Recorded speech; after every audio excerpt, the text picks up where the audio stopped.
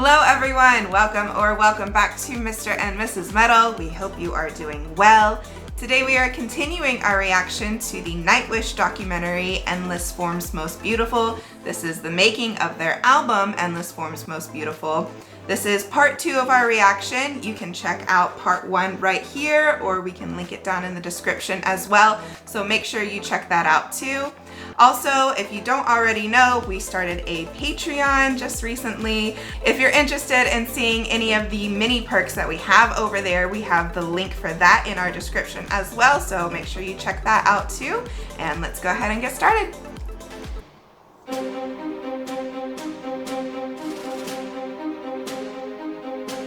This was their 8th album. Wow. There's so much to go. I know, they've been around a while. During the last 18 months, there's been a lot going on in the composer's head. Now that all songs have been written, it's maybe time to take a peek into the NIGHTWISH writing process. Oh, cool.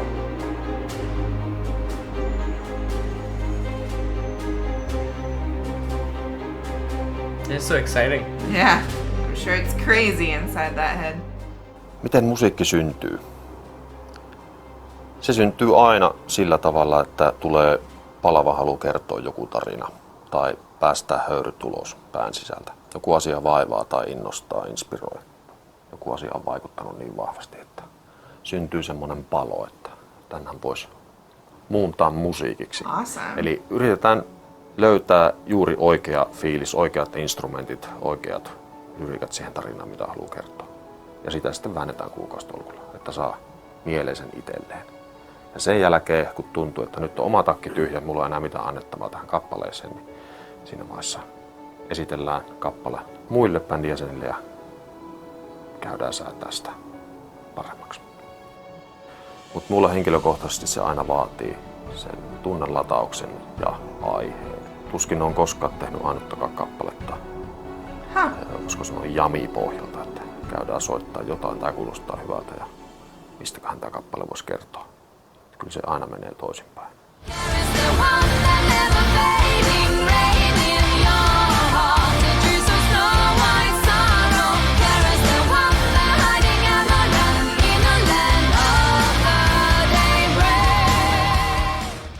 Kun mulle tulee mieleen se tarina tai teema, josta haluaa kappaleen tehdä, niin me aina näen sen ikään kuin lyhyt elokuva.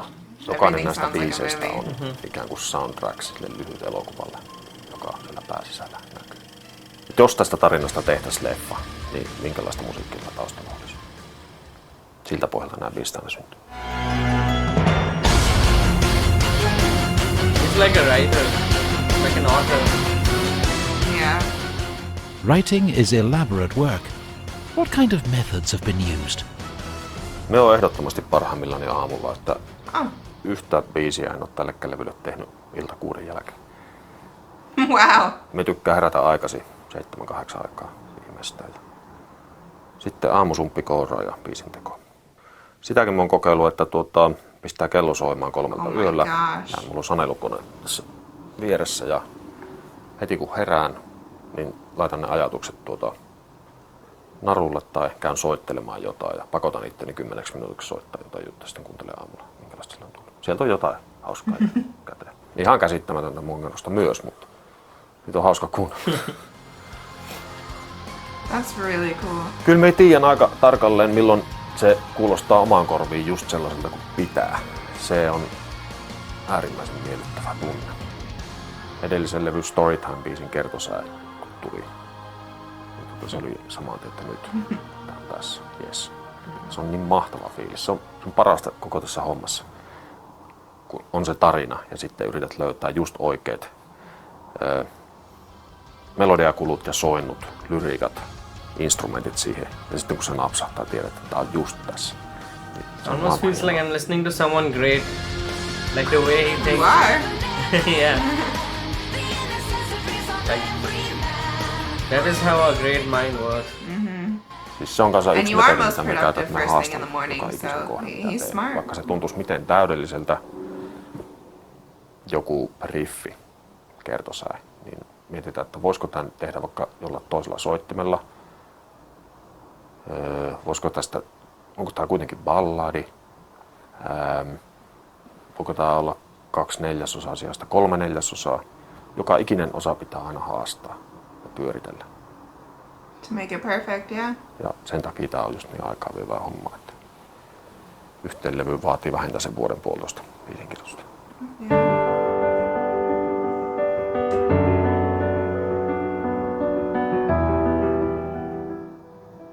Nämä viimeiset kuukaudet, jopa vuodet on ollut jotenkin tosi hedelmällistä aikaa, että ei ole tullut sellaista blokkia.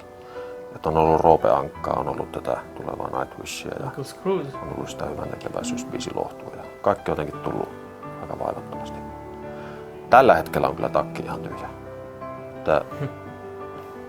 Tässä on reilu kuukausi, kun sain tuon viimeisen biisin tehtyä, niin oli vähän semmoinen olo, että nyt ei tarvitse muutaman kuukauden harrastaa tätä biisinkirjoitusta. Eikä siis siinä mitään, ei ole tarvettakaan, mutta huomasi sitä.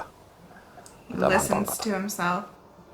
That's very important. Finally, what Nightwish song was the fastest to complete ever? Kyllä se on Amara. Oh, we have to listen, like we have to react to it. Siis ilman sanoja. Tuli vaan aihe ja sitten säveltelin siinä, kirjoittelin vähän nuotteja ylös ja laitoin sequencerille talteen. Koko prosessi kesti noin 2 tuntia. Wow. Sanoja tuli tehty sitten muutaman päivän.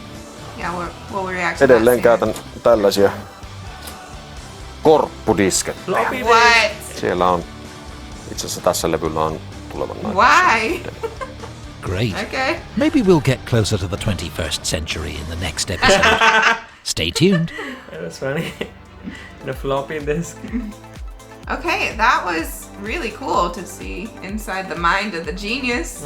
That was really interesting to see his process. I really love that he writes everything first thing in the morning, because that is when you are the most productive. And even right when he wakes up, because your dreams are still very vibrant at that time, right when you wake up. So I'm sure he gets a lot of inspiration from that.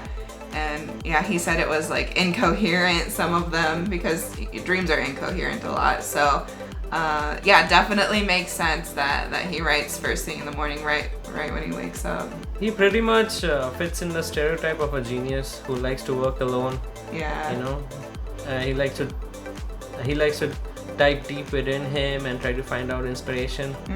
And his entire method is like an author, where he comes up with a story and he makes the music based on a story which he wants to tell.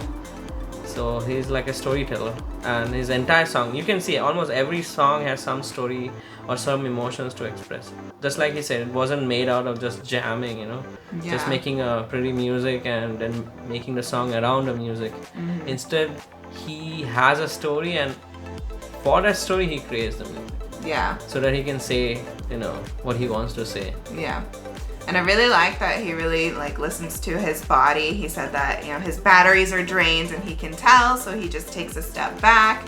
That's really important too. If you want to continue being creative and being successful in what you do, you have to enjoy it, and you have to always make sure you're listening to yourself. And if it's not enjoyable at that time, or you're just spent, then it's very important to take that step back. So he's got it down. It's not easy to produce all these albums, and that too at this level, if you don't have a clear method already perfected in terms of writing and composing. Yeah. And he's obsessed. He spent months on a particular song until it's perfect for him. Which is good, yeah. Yeah, so you can see he has this obsession. Any high achieving people, they'll always have this obsession to be perfect, to do the best they can every single time. And you can see the result. Every single song, all of his composition is so wonderful. I don't think anyone is there who's as good as this. Like, I've never heard anyone in metal who's this good. Yeah. Yeah, and it's funny how he says he sees every album as a movie, because you can definitely tell with each album it is a movie score, and he's telling a story, and they all kind of blend in together and create this beautiful work of art. So yeah, you can tell that's his creative process. He's definitely being honest there. This was one of the most fun videos I've seen. Yeah. Yeah, I really loved it. Yeah. I really love, how clear-headed he is. Yeah. He knows exactly. He's not confused like, oh, should I do this? Should I do that? He knows exactly, and he follows it and he makes it perfect. Well, he's been doing it a while, so he's got it down to a process. But that is now. also his personality is like that. I can see that. He is very, it's like very emotional, but at the same time very logical and calm, which you need if you wanna sustain yourself for so long. It cannot be just energy and chaos, and you can't be consistent for so long until you be this methodical and systematic sometimes. Yeah. All right, well, thank you all for joining us as we delved into the mind of the musical genius that is Thomas. We hope you enjoyed this part of our reaction to Endless Forms Most Beautiful, the making of. If you want to see more parts, definitely let us know down below. We really liked this one. We hope the rest of the documentary is just as awesome as this is. I'm sure it will be, but yes, and make sure you guys check out our Patreon. The link is in our description. There are lots of cool things that you can check out over there, so make sure you go to that link, and if there's anything that you like, you can sign up for it. So also make sure you're subscribed to our channel, and make sure you like this video as well, and we will see you all next time. Thanks. Bye. Bye.